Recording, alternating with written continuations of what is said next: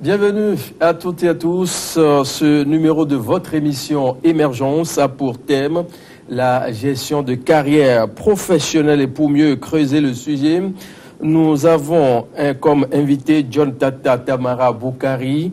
Il est cadre consulaire après plus de 30 ans de service, de loyaux services bien sûr. Il sort une belle œuvre qui retrace son parcours dans tout son ensemble. Une œuvre qui, bien sûr, fait déjà parler d'elle et je vous livre en quelque sorte son avant-propos.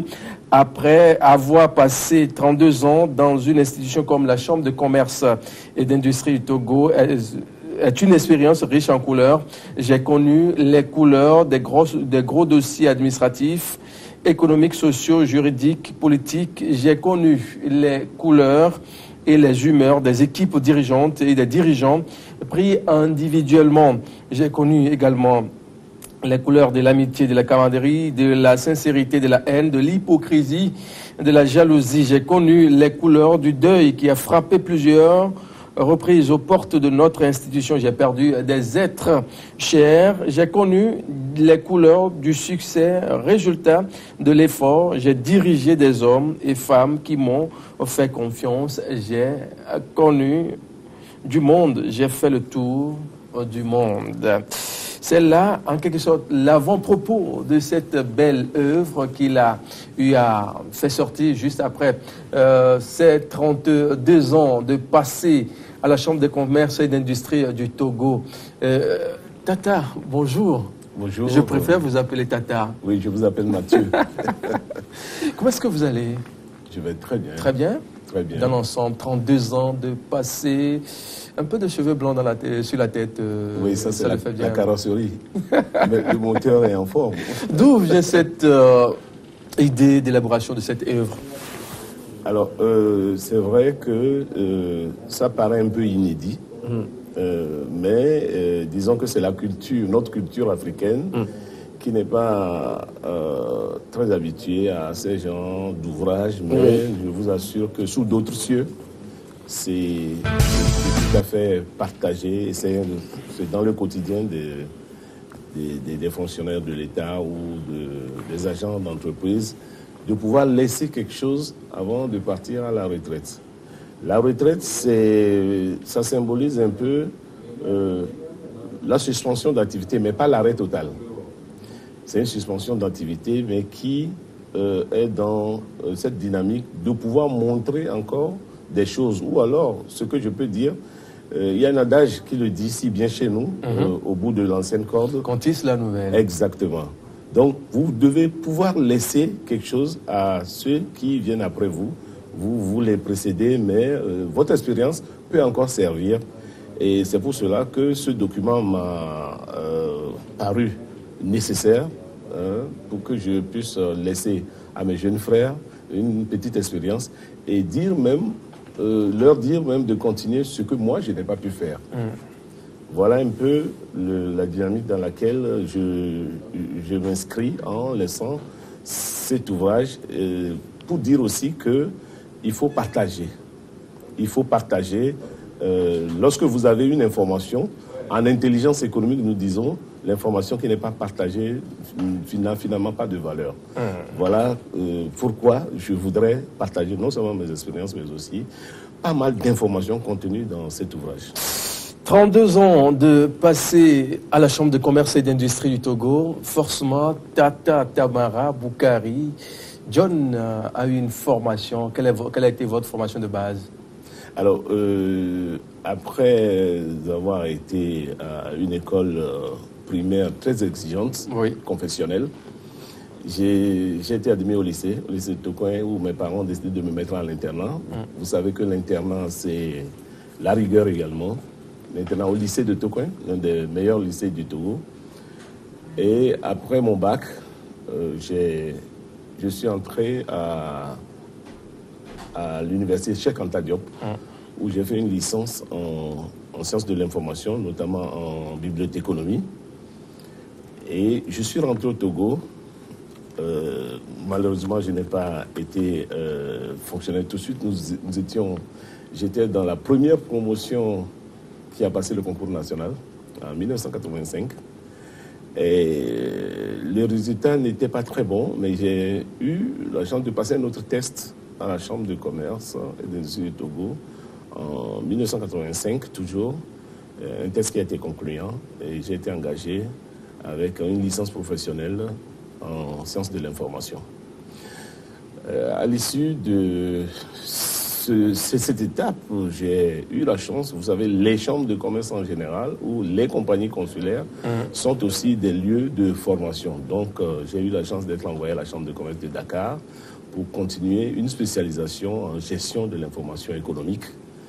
Et ça s'est poursuivi à la chambre de commerce de Bordeaux et à la chambre de commerce de Paris, où je suis revenu avec une spécialisation de gestion de l'information économique. Après ça, j'ai eu la chance d'avoir d'autres stages professionnels en intelligence économique. Et mon tout dernier stage, c'était à la chambre de commerce de Marseille, où je suis sorti avec un diplôme de gestion de l'intelligence économique et territoriale. Je me suis arrêté là. Donc voilà un peu, brièvement décrite, ma carrière en termes disons, de référence obtenue. Si je dois parler de mes certificats et des attestations, il y en a plusieurs. Alors, puisque aujourd'hui le thème est bien sûr la gestion de la carrière professionnelle, on vous prend comme cas particulier, parce que vous avez eu bien sûr à travailler avec pas mal d'équipes, d'individus, dans plusieurs domaines à la fois, surtout dans votre domaine de prédilection qui est bien sûr chambre de commerce, d'industrie. Vous avez eu à parcourir le monde entier. Tout d'abord, quand on dit la gestion de la carrière professionnelle, concrètement, à quoi peut-on faire allusion? Alors, on peut faire allusion à l'évolution que vous avez eue dans votre carrière professionnelle et par rapport à l'institution dans laquelle vous avez évolué. Alors, permettez-moi de définir ce que c'est que la Chambre de commerce. La Chambre de commerce du Togo, un peu comme les chambres de commerce de par le monde, c'est une institution consulaire, c'est-à-dire l'héritage de la colonisation. Une institution à laquelle l'État a dévolu un rôle extrêmement important de gestion du secteur privé. Alors, la gestion du secteur privé se décline en plusieurs missions. Alors, la première grande mission de la Chambre de commerce et d'industrie du Togo, c'est la mission de représentation. C'est-à-dire La mission de représentation veut dire que lorsque un membre élu de la Chambre de commerce, que cela soit le président ou le vice-président ou un membre de bureau, ou un élu quelconque qui se déplace, que ce soit à l'intérieur du pays ou vers l'Europe ou l'Asie, il représente tous les opérateurs économiques de son secteur d'activité. Il parle en leur nom. C'est ça la représentation. Lorsqu'un élu de la section commerce ou de la section industrie ou de la section service se déplace partout où il est, il parle au nom de tous les opérateurs économiques de son secteur d'activité. Et l'intérêt pour cet élu qui se déplace, c'est qu'il est capable de signer des contrats en son propre nom ou au nom de son secteur d'activité. C'est ça la grande mission de représentation. Et ça, le président de la Chambre de commerce qui incarne l'institution a des missions à l'extérieur et joue quotidiennement ce rôle de représentation. Partout où il est, il se présente sous, n'est-ce pas, la bannière de la Chambre de commerce et signe les contrats en son nom et joue le rôle qui normalement est dévolu à la Chambre de commerce, comme quoi la Chambre de commerce doit faire la promotion de tout le secteur privé. Donc voilà le rôle de représentation. Le second grand rôle, c'est la promotion, c'est, disons, la promotion du secteur privé décliné en 3 points. Promotion en information. Promotion en information, comment? Alors, les entreprises privées à faire de la publicité ou communiquer au plus sur leur domaine d'action ou comment? Alors, vous savez que la Chambre de commerce est tenue de vous donner toutes les informations qui peuvent vous permettre d'évoluer dans ce que vous faites du point de vue secteur privé ou du point de vue de votre entreprise. Je peux vous donner un exemple. Le répertoire des entreprises du Togo, par exemple, est publié par la Chambre de commerce et d'industrie du Togo. Et ce répertoire est mis à la disposition de tout opérateur économique qui voudrait, n'est-ce pas, s'informer. Ce répertoire est aussi mis en vente, mais il y a toujours un exemplaire qui est laissé à la disposition de ceux qui le veulent, n'est-ce pas, au centre de documentation. Ça, c'est l'information. Et au niveau de l'assistance en promotion, la Chambre de commerce organise des foires, que ce soit à l'intérieur ou la participation des opérateurs économiques aux foires à l'extérieur. La Chambre de commerce assure cela. Donc il y a l'information, il y a la promotion et il y a la formation. La Chambre de commerce organise des formations, les séminaires de formation, les journées d'information, ainsi de suite. Vous allez voir par exemple les mercredis de l'entrepreneur avec, n'est-ce pas, la collaboration de la NPGF. Voilà, ensemble avec la Chambre de commerce, c'est des séances d'information, n'est-ce pas, à l'attention des opérateurs économiques. Donc, promotion, information, et il y a aussi la gestion des infrastructures, qui est un grand chapitre que les gens ne connaissent pas souvent. La gestion des infrastructures, la Chambre de commerce a eu le mérite de bitumer des routes à Lomé. La Chambre de commerce a eu le mérite de construire la gare de l'Est. La Chambre de commerce a eu le mérite d'être un acteur très important dans la création de la zone franche. La Chambre de commerce du Togo a eu le mérite également d'être un acteur dans la création de Ecobank, ça vous le savez. Ecobank Transnational Incorporated. Donc voilà un peu les rôles importants, les missions importantes de la Chambre de commerce qui font que vous, quand vous êtes cadre de la Chambre de commerce, vous devez être avant tout un touche-à-tout et vous devez être vraiment prompt à toutes ces missions, à faire en sorte que ces missions puissent être bien accompagnées. Donc voilà un peu pour vous donner une idée beaucoup plus succincte de ce qu'est vraiment une chambre de commerce et surtout celle du Togo. Et notez aussi que les chambres de commerce francophones ont une grande association qui s'appelle la Conférence permanente des chambres consulaires africaines et francophones, un cadre dans lequel on fait beaucoup de réflexions pour le développement des chambres de commerce. Les chambres de commerce anglophones aussi ont leur association à part et essayent de fonctionner également comme des associations. Alors, Tata Boukari, vous avez eu à passer 32 ans à la Chambre de commerce et d'industrie du Togo. Parlez-nous un peu de votre travail que vous avez eu à faire tout ce temps-là, en quelques minutes. Quels ont été les grands dossiers? On sait que vous avez eu à gérer pas mal de grands dossiers là-bas. Comment ça a été? Les pressions par là, le professionnel qui l'oblige Les dossiers que j'ai eu à gérer lorsque je suis rentré à la Chambre de commerce, j'ai été responsable de la documentation.